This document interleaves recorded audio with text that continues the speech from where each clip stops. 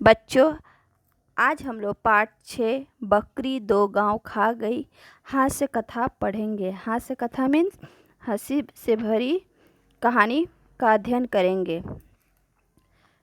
प्रस्तुत पाठ में लेखक किसान के भोलेपन और बादशाह की उदारता तथा समझदारी के मध्य से यह बताना चाहता है कि शासक अगर उदार और लोभ विहीन हो, प्रजा के प्रति उसके दिल में प्यार हो, तो राज्य की धरती रस बरसाती है। और जिस राज्य का शासक लोभी, लालची, निरंकुश होता है, वहाँ की प्रजा कभी खुशहाल नहीं रह सकती। पाठ प्रभावपूर्ण, मनोरंजक तरीके से बच्चों को नैतिक शिक्षा प्रदान करने में समर्थ हैं। कहने का तात्पर्य है कि जिस राज्य का राजा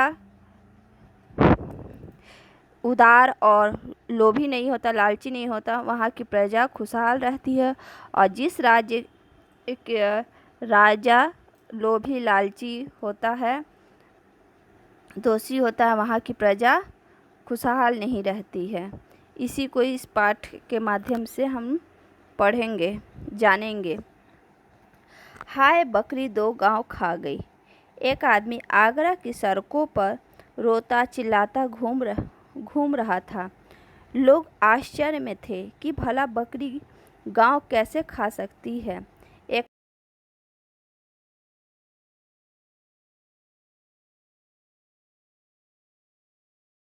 गांव खा गई। अब सब सोच रहे थे कि बकरी 2 गांव कैसे खा सकती है।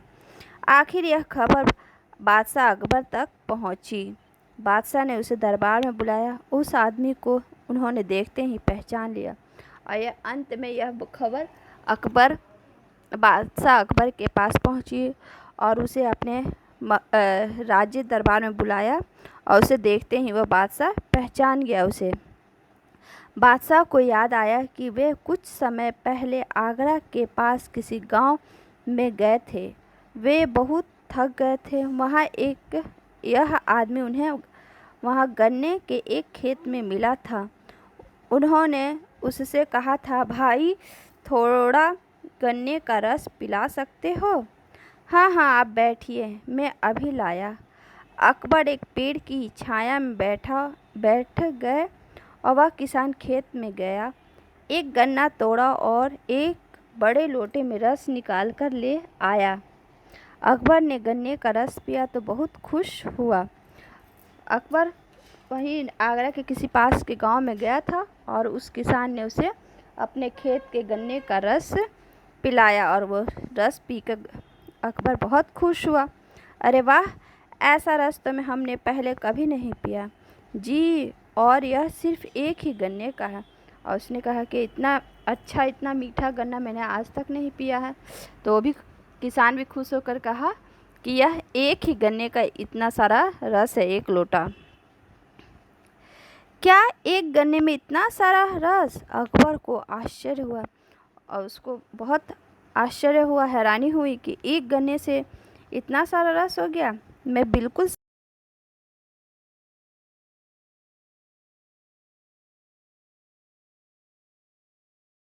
तो किसान ने कहा कि यह हमारे बादशाह, हमारे राजा के मन की भावना की बात है। तो गन्ने में रस ही निकले। अच्छा, कितना लगान देते हो? जी, लगान तो सिर्फ 25 पैसे ही देने पड़ते हैं। सिर्फ 25 पैसे? बादशाह ने हैरान होकर पूछा।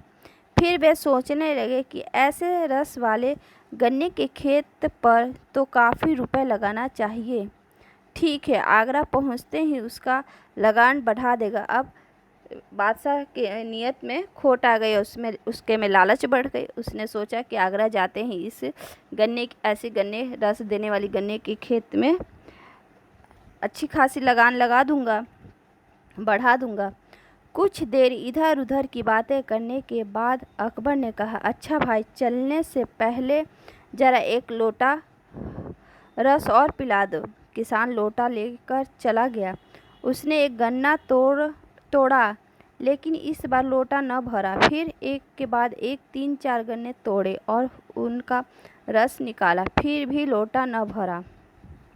अकबर उसका इंतज़ार कर रहे थे। सोच रहे थे कि इस बार तो इसने देर कर दी। तभी किसान मुंह लटकाए हुए आया और लोटा बादशाह की तरफ बढ़ा दिया।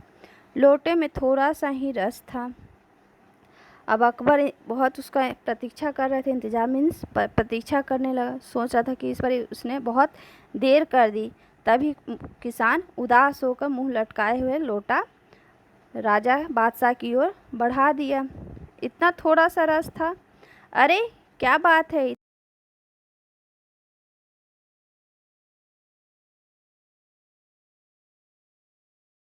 साहब, लगता है अकबर बादशाह की नीयत बिगड़ गई, मतलब उसकी नीयत में खोट आ गई, उसी का इस पर असर है।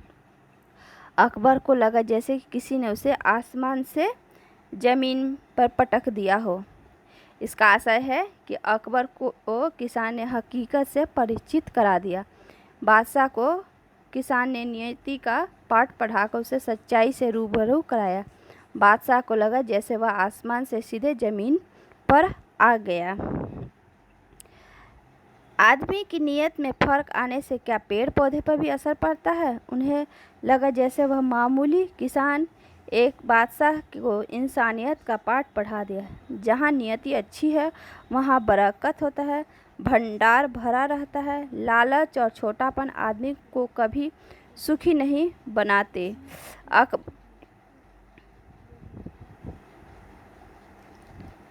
बादशाह को ऐसा लगा जैसे एक साधारण सा किसान उसे मानवता का पाठ पढ़ा रहा है।